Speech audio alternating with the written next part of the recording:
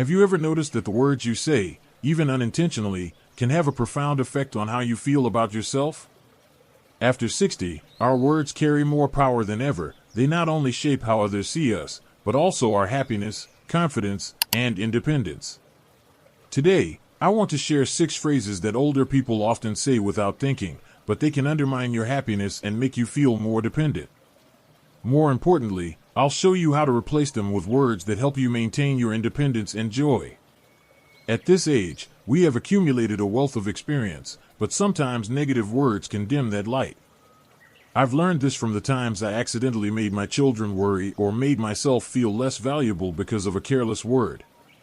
This isn't about changing who you are, it's about choosing words that reflect the power and joy you bring.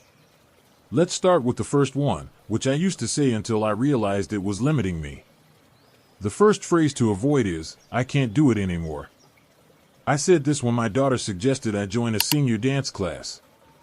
I thought I was just being realistic, my feet weren't as nimble, and I didn't want to be a laughingstock.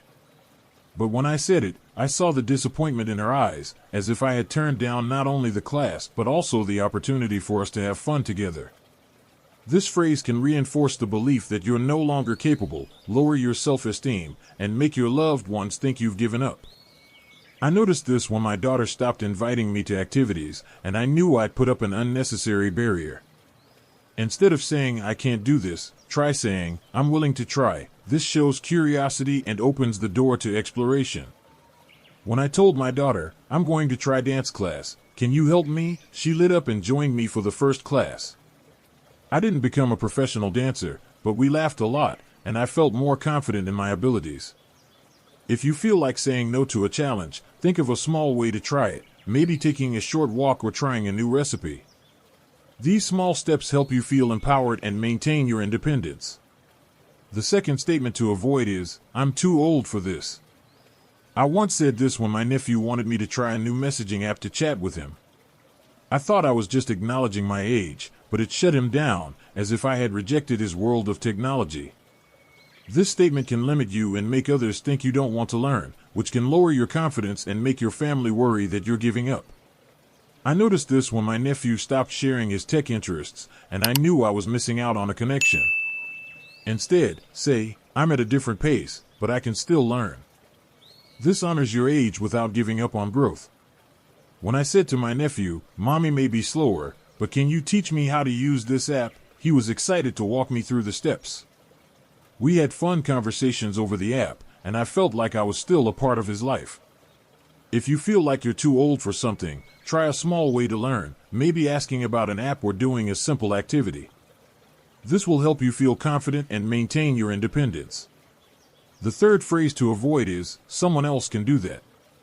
I used this when my son asked me to help organize a family meeting. I thought I was just deferring to someone younger, but when I said it, he became concerned, as if I no longer wanted to participate in family activities. This phrase can make others think you are no longer capable or willing to contribute, which can lower your confidence and make your family worry that you are withdrawing. I noticed this when my son started doing things without asking me, and I knew I was inadvertently losing my role in the family. Instead of denying responsibility, say, "I want to participate, how can I help?" This shows that you still want to contribute and maintain your independence. When I said to my son, "I want to help organize the meeting, what do you think I can do?" he suggested that I choose the menu, and we planned it together. I feel like I'm still an important part of the family, and he feels more secure.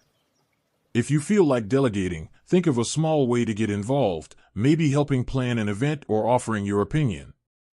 These actions help you feel valued and maintain your autonomy. The fourth statement to avoid is, "I can't remember."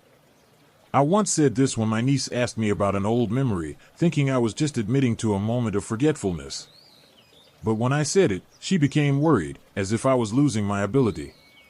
This statement can reinforce the belief that your memory is failing, which can lower your confidence and cause unnecessary worry for your loved ones. I noticed this when my niece started asking less questions, as if she was afraid of upsetting me, and I knew I was inadvertently increasing her anxiety. Instead, say, "Let me think about it." This gives you time to recall and maintains your confidence. When I said to my granddaughter, "Let me think about it," "That was fun," I remembered and told her a story about a long trip. She listened with interest, and I felt proud of my memory.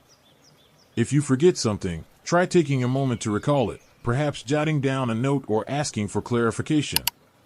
This helps you feel in control and maintain your independence. The fifth phrase to avoid is, "I'm a burden." I said this when my daughter had to take me to the doctor, thinking I was just expressing regret. But when I said it, she got upset, as if I was making her feel guilty for helping me.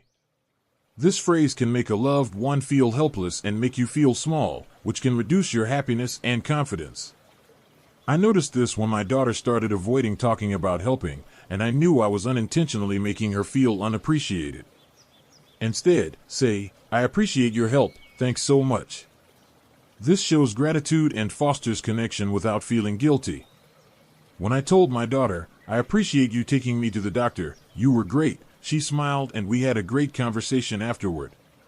If you feel like you're bothering someone, try expressing gratitude, maybe thanking a friend for calling or a family member for helping. This helps you feel loved and keeps you independent. The final phrase to avoid is, "Nothing matters anymore." I once said this in a moment of frustration, when I felt like activities I once loved, like gardening, were no longer meaningful. But when I said it, my son became concerned, as if I was giving up on life. This phrase can drag you and those around you into a negative spiral, lowering your self-esteem and making your family worry that you are losing your motivation. I realized this when my son started calling more often, but with a worried tone, and I knew I had unintentionally made him fear that I was giving up. Instead of saying "nothing matters anymore," try saying, "I'm looking forward to this." This expresses hope and directs you toward joy. When I told my son, "I'm looking forward to trying a new plant in the garden," he excitedly helped me pick out seeds, and we gardened together. I feel happy again, and he feels more secure. If you feel uninspired, think of something small you can look forward to, maybe a date with a friend or a new book. This will help you feel purposeful and maintain your independence. Now, look back. These 6 statements: "I can't do it anymore," "I'm too old," "someone else can do it," "I can't remember," "I'm a burden," and "nothing matters anymore," can undermine your confidence, cause unnecessary anxiety, and make you feel more dependent. But you can replace them with positive statements: "I'm willing to try," "I'm at a different pace, but I can still learn," "I want to participate," "let me think about it," "I appreciate the help," and "I'm looking forward to it." Each of these statements is a step toward building your confidence, fostering your joy, and maintaining your independence. What I love about this journey is that it's simple yet powerful. When I started saying "I'm willing to try" instead of "I can't," my daughter saw me as a person of power. When I said "I'm grateful" instead of "I'm a burden," my family felt appreciated.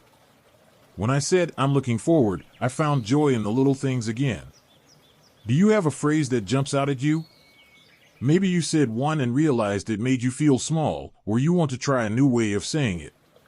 I'd love to hear your story. Leave a comment below and share a moment when your words changed how you felt or a change you want to make. Your story could inspire someone else in our community. If this video has helped you rethink the way you talk, give it a thumbs up and subscribe to Age Over 60 so you don't miss out on more helpful tips for living after 60. Thank you for being here today.